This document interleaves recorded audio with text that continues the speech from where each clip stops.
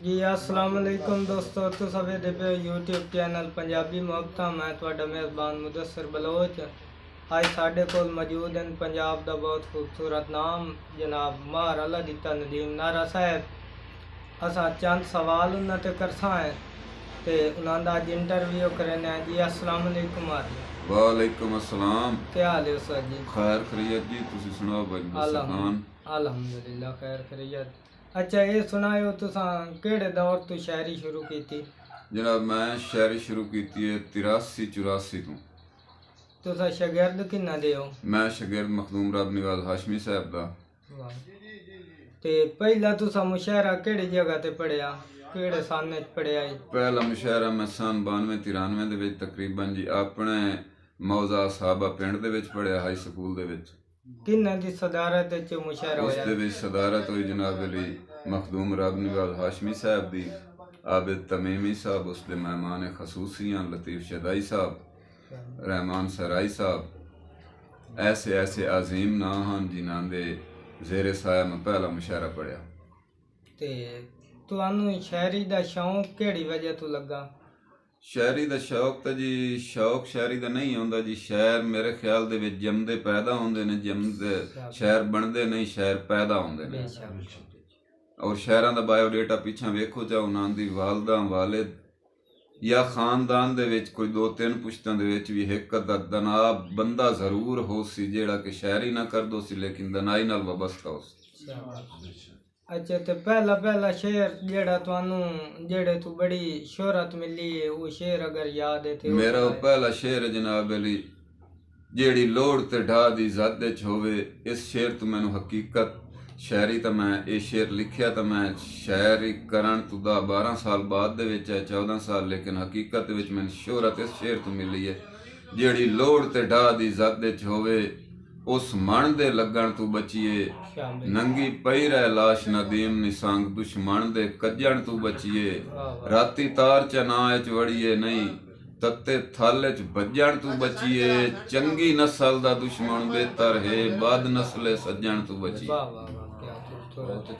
अच्छा जेड़े शायर पिछा हो गुजरे या हाजिर शायर इन्हां च फेवरेट तुहाडा केड़ा शायर तुहाडी पसंदीदा कहंदे तुसा फैन हो?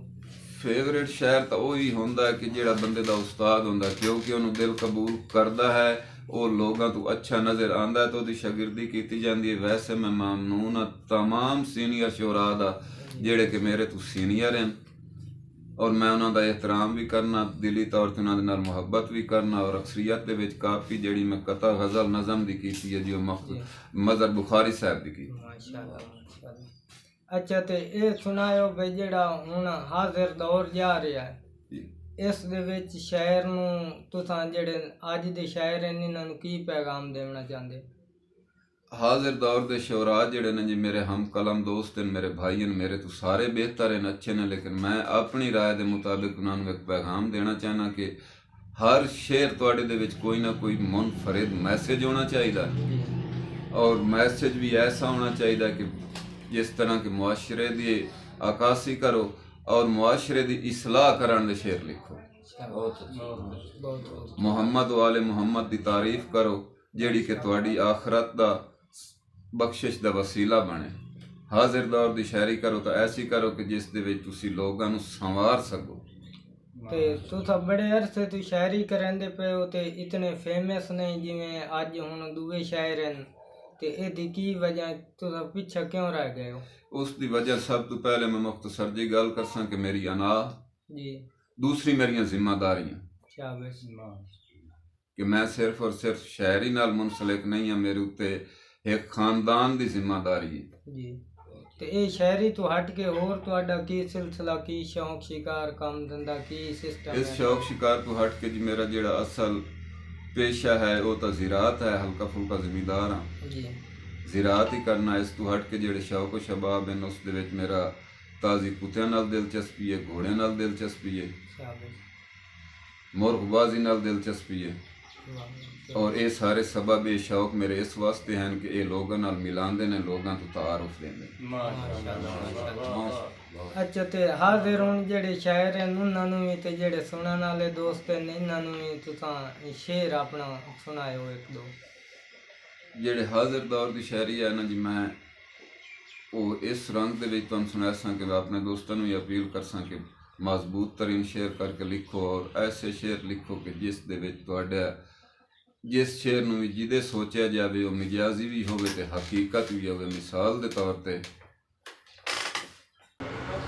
ਹਾਜ਼ਰ में शेर इस तरह करके जिस तरह की पिछली गल कर छोड़िए कि तुसां जित के तख्त नशीन हो वंजना है, मैं हर ते भमदियां वतना है, तुहाडे दर रखदस ते मिन्नतां दी झोली भर ते भमदियां वतना है, होसी जुरत नदीम ना बोलण दी, चुप कर ते भमदियां वतना है, मेरे मरण तू बाद भी रूह मेरी तुहाडे दर ते भमदियां वतना।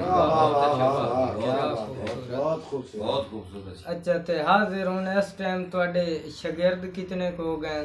मेरे शागिर्द तकरीबन 12-14 शागिर्द हैं, और माशाअल्लाह अल्लाह ताला दुआ करना कि उन्हां दी कलम दे विच बरकत पावे, उन्हां दे इल्म च इजाफा करे।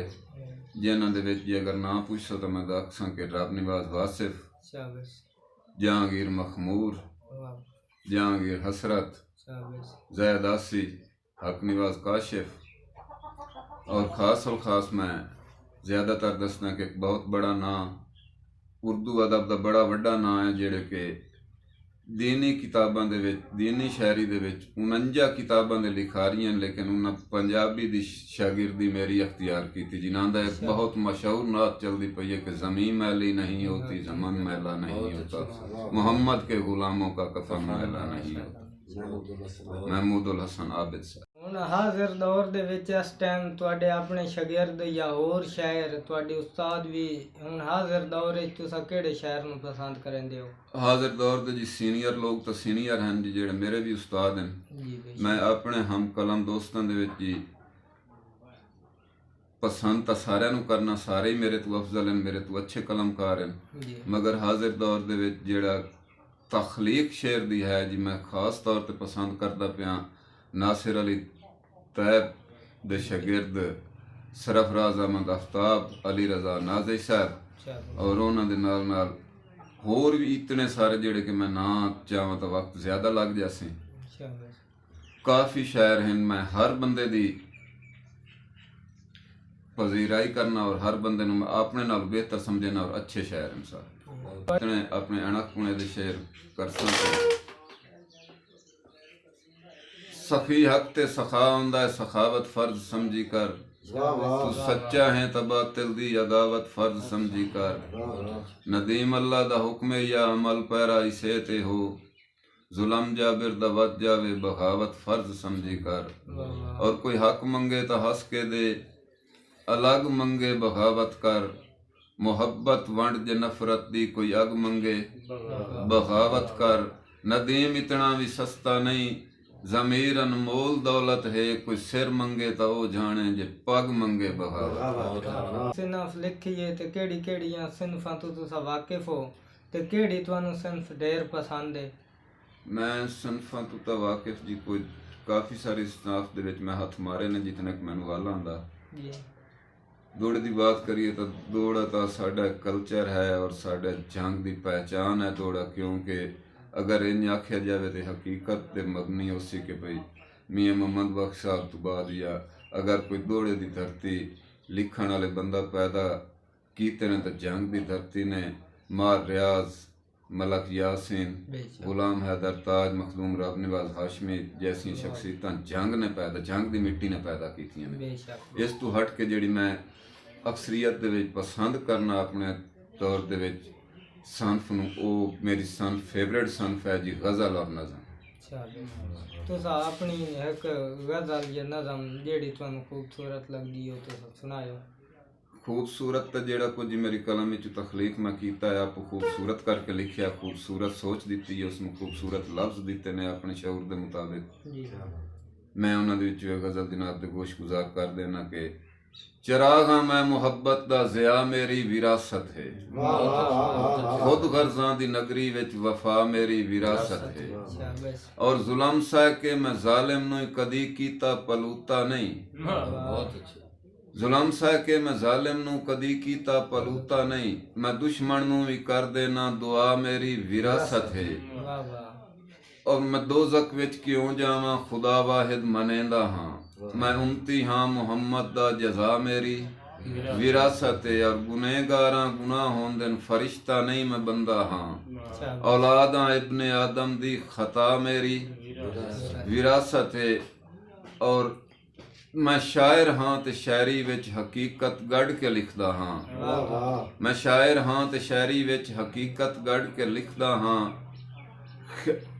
ਨਜ਼ੂਲ ਅਰਸ਼ੋਂ ਖਿਆਲਾਂ ਦਾ ਅਤਾ ਮੇਰੀ ਵਿਰਾਸਤ ਹੈ ਔਰ ਨਦੀਮ ਅੱਬੇ ਦੀ ਪਗੜੀ ਨੂੰ ਕਿਦੋਂ ਕੋਈ ਦਾਗ ਕਿਉਂ ਲੱਗੇ ਮਾਂ ਮੇਰੀ ਹੈ ਗੈਰਤਮੰਦ ਅਨਾ ਮੇਰੀ ਵਿਰਾਸਤ